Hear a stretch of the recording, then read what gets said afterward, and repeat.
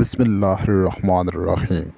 سورہ رحمان کی تلاوت کرنے سے نہ صرف آپ کے رزق میں کشادگی ہوتی ہے بلکہ قرضوں سے بھی نجات مل سکتی ہے۔ اسی طرح اور کیا کچھ فوائد ہیں وہ کچھ یوں ہیں۔ فراغی رزق کے لیے ثواب کے علاوہ رزق کی فراخی کے لیے ہر روز نماز عشاء کے بعد 3 بار سورہ رحمان پڑھے۔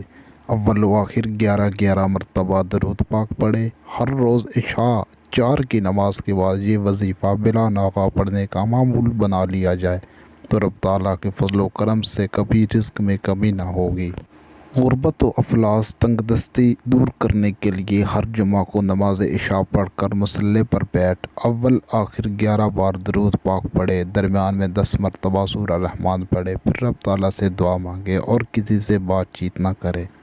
دکان میں ترقی کے لیے باوضو حالت میں 7 مرتبہ سورہ رحمان شریف پڑھ کر اپنی دکان کے مال پر دم کریں۔ اللہ نے چاہا تو دکان خوب چلے گی اور گاہک وافر مقدار میں دکان میں آئیں گے۔